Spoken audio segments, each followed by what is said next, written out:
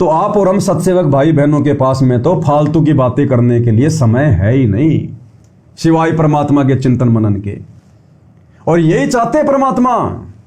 भाई और बहनों, जो गुरुदेव भगवान चाहते हैं आप और हम आत्माओं से, हमें मोक्ष प्राप्त करवाने के लिए, हमें एक नेक भगत बनाने के लिए, वो प्रोसीजर केवल साध संगति में शुरू है। क्योंकि गुरुदेव ने स्पष्ट कर दिया कि बच्चों, जब तक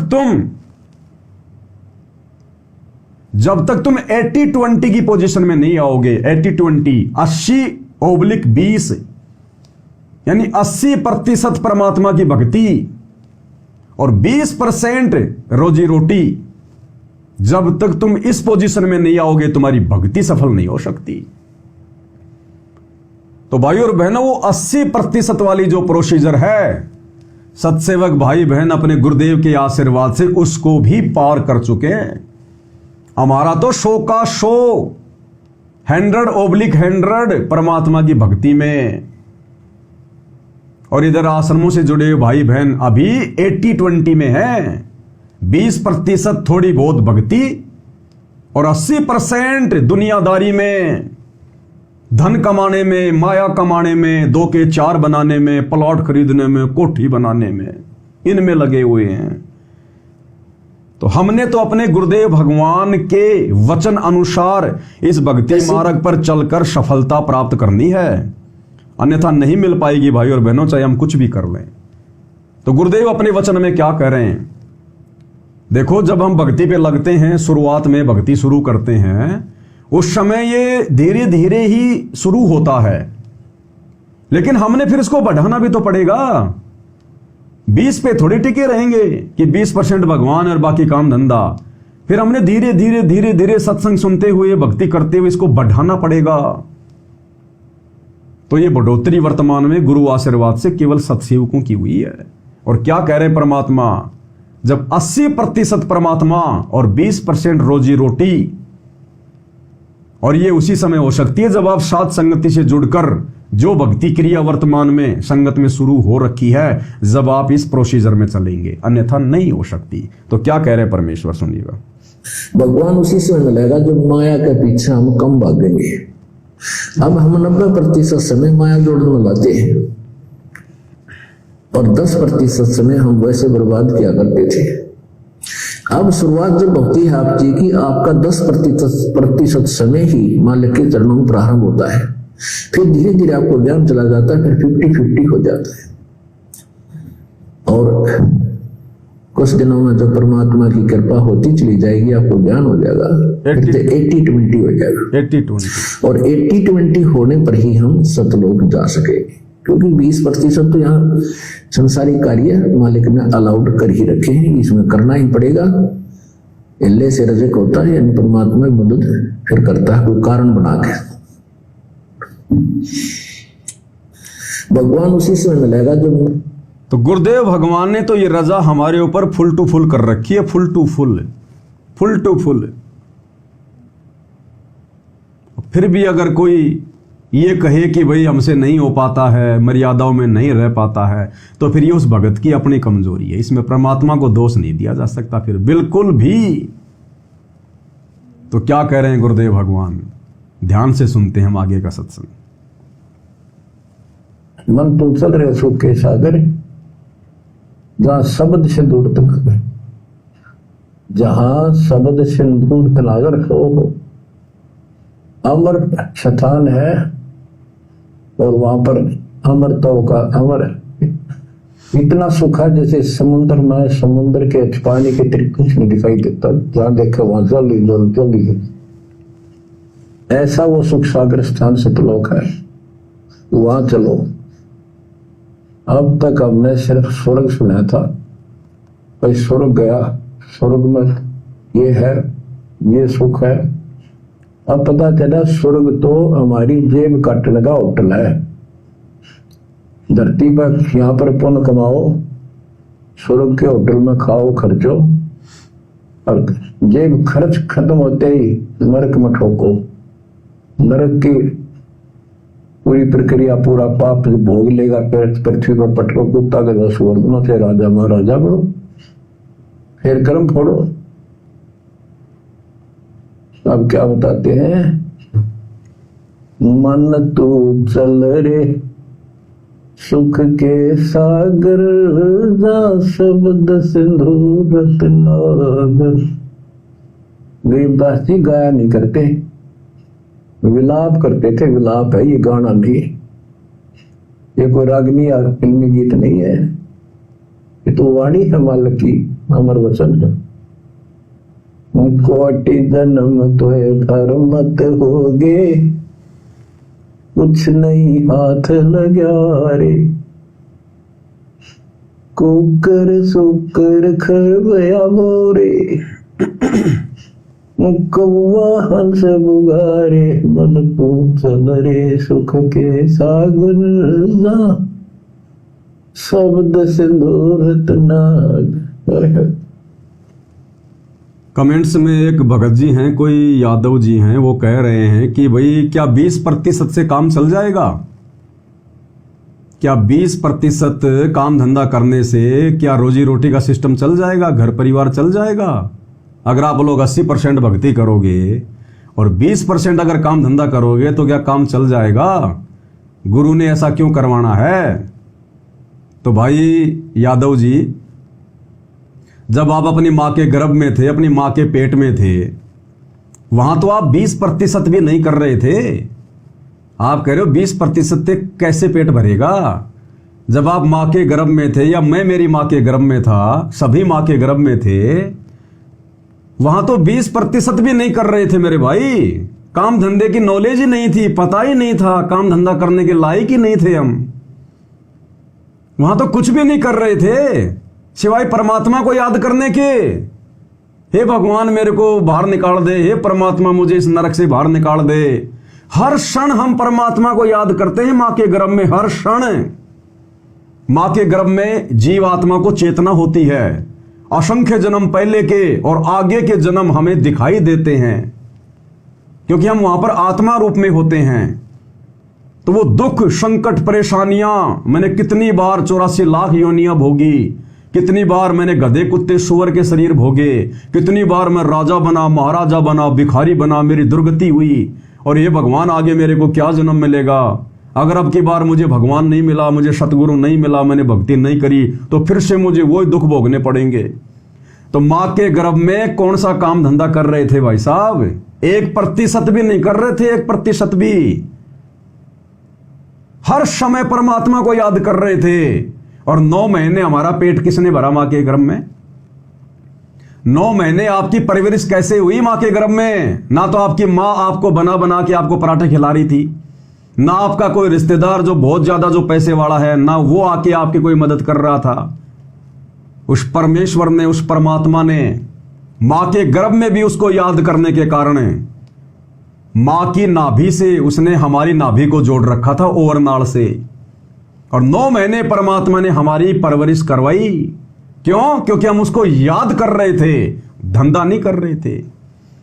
अब मां के गर्भ से बाहर आने के बाद फिर हमारे ये पेट लग जाता है, जिम्मेदारियां बढ़ जाती हैं, माता पिता हो जाते हैं, बेटा बेटी हो जाते हैं, पत्नी हो जाती है, दुनिया भर की भौतिक चीजों की डिमांड हो जाती है, पढ़ाई लिखाई है, शरीर पे पहनने के लिए कपड़ा है। इसलिए फिर हमने केवल 20% ही करना पड़ेगा। भक्तों के लिए 20% भी बहुत ज्यादा है। छप्पर फाड़ काम चलेगा, छप्पर फाड़।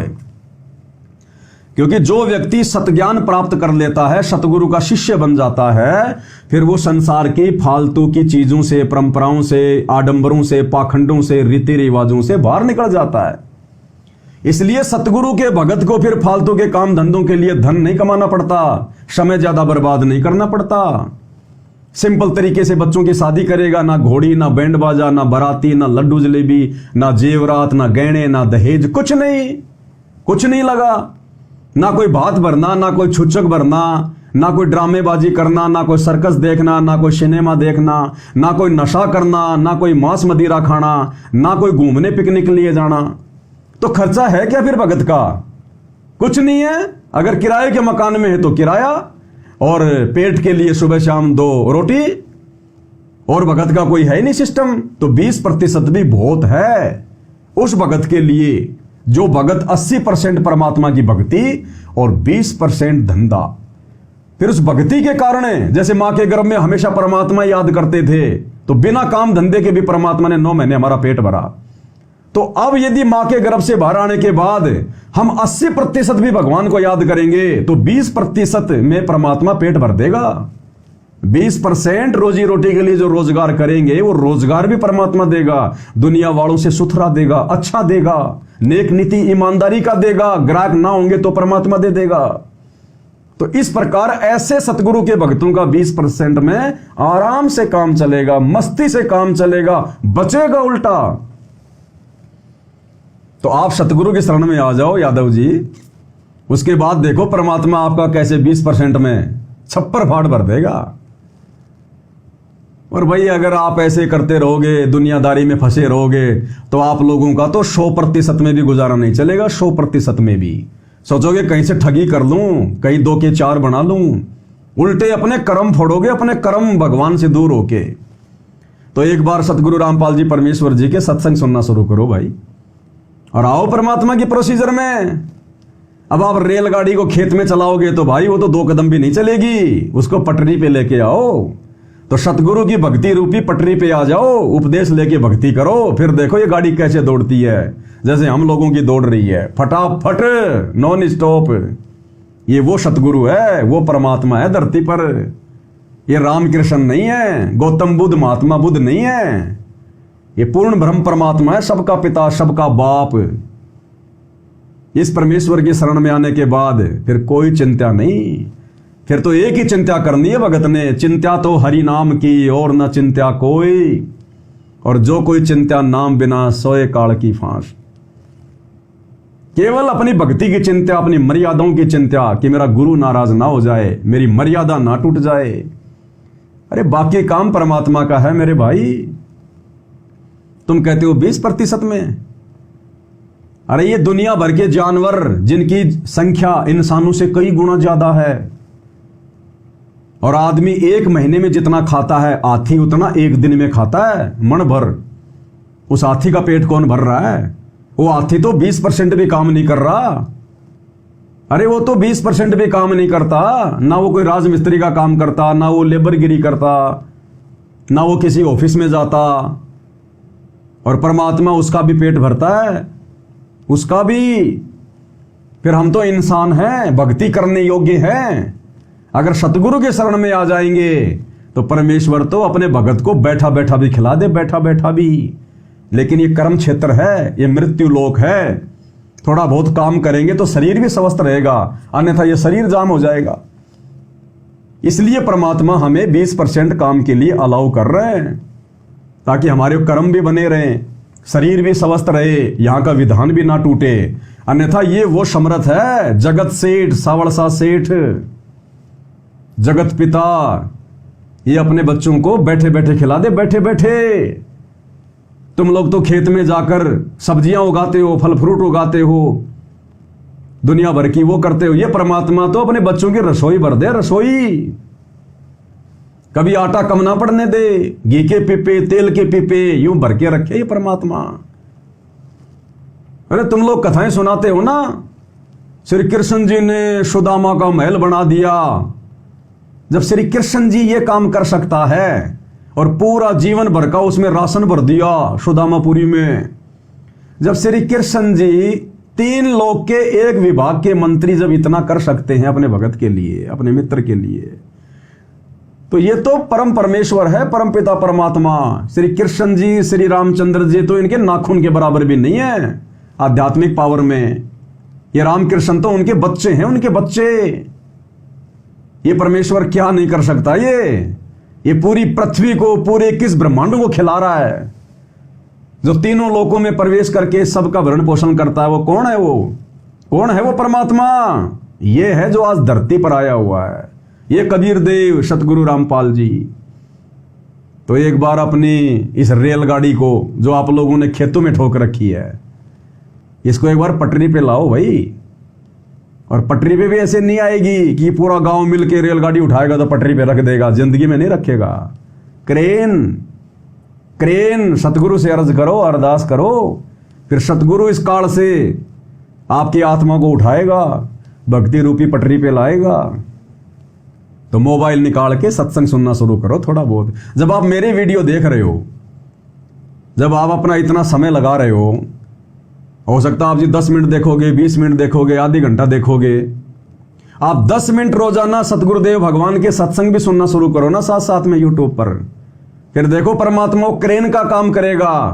आपकी आत्मा को जो काल ने किसी जेरे कुएं में डाल रखा है वहां से निकाल के फिर आपको सद्बुद्धि दे के परमात्मा फिर आपसे भक्ति भी करवाएगा। और फिर देखना आप जिस घर में सतगुरु रामपाल जी परमात्मा के सत्संग सुनने शुरू हो जाते हैं, सत्संग चलने शुरू हो जाएंगे, उस घर के 70% कार्य सिद्ध होने लग जाएंगे। 70% कार्य, जो कार्य आपके लाखों रुपए से भी पूरे नहीं हो रहे, जो बीमारी डॉक्टरों को लाखों रुपया देकर भी आप ठीक नहीं करवा पा रहे, जिस घर में सतगुरु रामपाल जी के सत्संग चलने शुरू हो जाएंगे श्रद्धा के साथ में, ऐसे नहीं, फॉर्मेलिटी नहीं, कुछ नियम है।